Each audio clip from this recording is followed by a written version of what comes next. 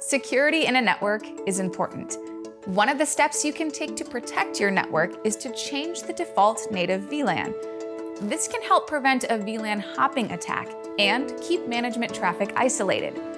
I won't go into detail in this video, but if you'd like more information on VLAN hopping threats, click the link in the description. In this episode of Cisco Tech Talk, I'll show you how to change the default native VLAN on Catalyst 1200 and 1300 switches using the command line interface, CLI, next.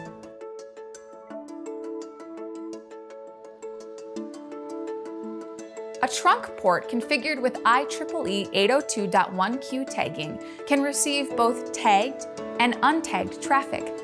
By default, the switch forwards untagged traffic in the native VLAN configured for the port. Therefore, the native VLAN is the VLAN associated with all untagged traffic on a trunk port. On Cisco Catalyst 1200 and 1300 switches, VLAN 1 is the default VLAN on the switch and the default native VLAN on the switch ports. This information can be viewed by typing the command show VLAN via the CLI of the switch.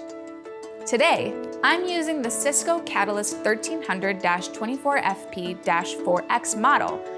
The output shows that VLAN 1 is configured as the default VLAN on this switch, as denoted by the letter D under the Created By column. You will also notice the ports associated with the default VLAN. If you type the command show interface switch port and press enter, it will show the VLAN associated with each port on the switch. As you can see, on port 1, the native VLAN is 1. However, this port is currently in access mode. The native VLAN will come into the picture once the switch port is configured in trunk mode instead of access mode. By default, all the switch ports on this switch are in access mode.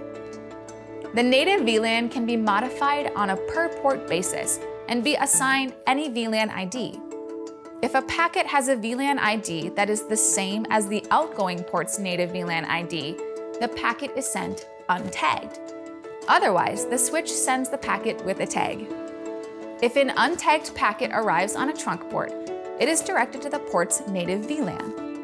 To configure the native VLAN on a switch port, first type the command configure to enter the configuration mode of the switch. Next, to create a VLAN, enter the VLAN IDs.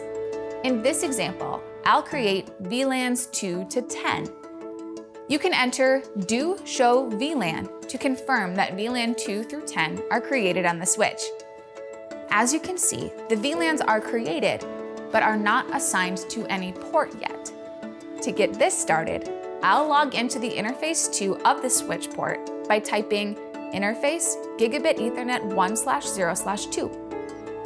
Configure the switch port in trunk mode by typing switch port mode trunk. Next, add the command switch port trunk allowed VLAN 1 through 6 and press enter. Now it's time to define the native VLAN. Type switch port trunk native VLAN followed by the VLAN ID. In this example, it's VLAN 2. After that, enter no shutdown, followed by exit to back out of this interface. To configure a different native VLAN on a different switch port, I'll log into the switch port 3 by typing interface gigabit Ethernet 1/0/3. After that, I'll use the command switch port mode trunk. Next, I'll enter switch port trunk allowed VLAN 1 through 6.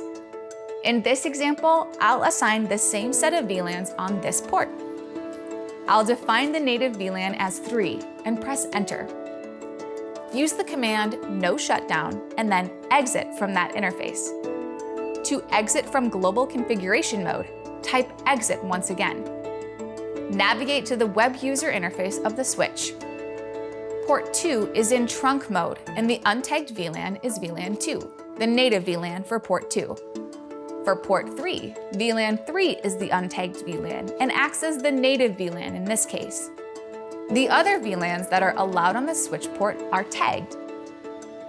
To save the configuration, click on the red blinking floppy disk icon on the switch. Once that's done, you'll see a notification that the configuration has been saved. There you have it. Now you can easily change the default native VLAN on a Catalyst 1200 or 1300 switch on a per port basis.